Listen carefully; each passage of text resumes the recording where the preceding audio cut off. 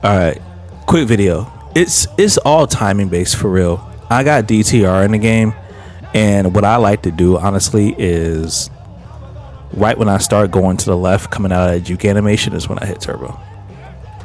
Just like that. Just like that. It should be pretty consistent once you get it down. Don't come up off turbo. Ever. Do not come up off turbo. This is what happens when you do. You get into this weird QB, I'm still passing the ball animation. Like, you don't want that. But right when I start getting into that animation going to the left, that's when I hit turbo. Like, it's to the point now where I can just do it in my sleep. And of course I f***ed up right after that. I know, for real. But for real, it's all based on timing. Like, you got to do the juke immediately. If you don't, hey, pass the ags, please. If you don't do the juke immediately, you get in that weird animation where you start going to the right because of the sprint out. But you got to do the juke immediate, and then boom, you're out. Just like that. Legitimately just like that. And that's with DTR. I'll just do it one more time real quick. Just like that. It should be very consistent, honestly, once you get the timing down.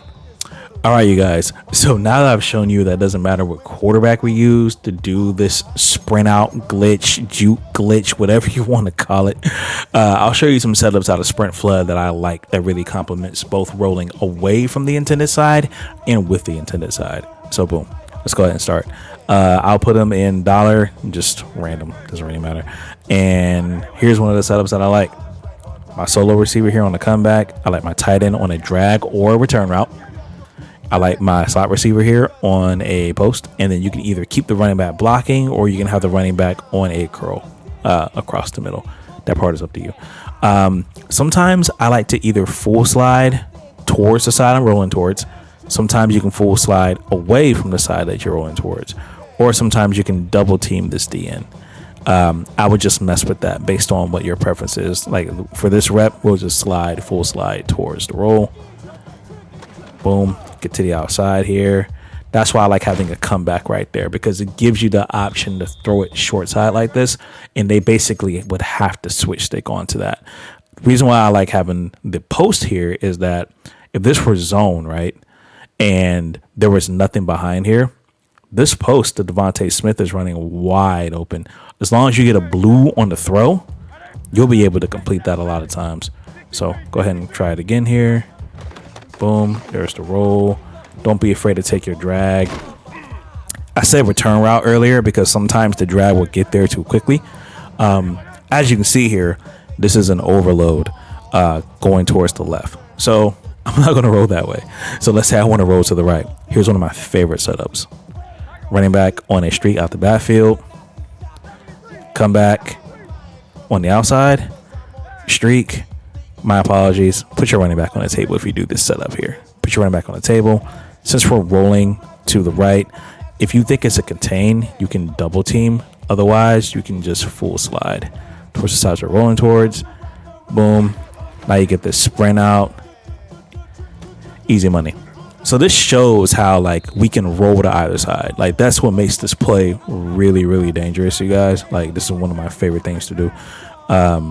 Again, we're gonna do the return route this side. Oh, I didn't do the. Oops. My bad. I didn't do it properly there. That's my fault. Let's go ahead and do it again here. Perfect. Boom. Get to the outside there. Easy work, easy money. Once again, if I want to roll to the other side, there's multiple setups. I can still do the same comeback setup if I want to. I could also have a speed out on this side with the outside receiver on the streak, running back on the table, and then we can just roll to this side just like this. If it's not there, you can throw it to square. I just don't know how I caught that, but I did. But again, if you want to roll out to the opposite side to do the glitch, boom, take your drag wide open. And again, if you don't do your timing right, you will get that slow. You will get that slow animation coming out. Boom. We did our timing right there. That's what I wanted to show you guys earlier. That's the beater. That's the beater. That's why having that comeback and that post and that drag or return is really good, because if you have it this way, a lot of your opponents are just not going to expect that this is a beater. They won't know this is a beater, right, bro? Like, look, they will have no idea this is a beater. Look at this. Boom.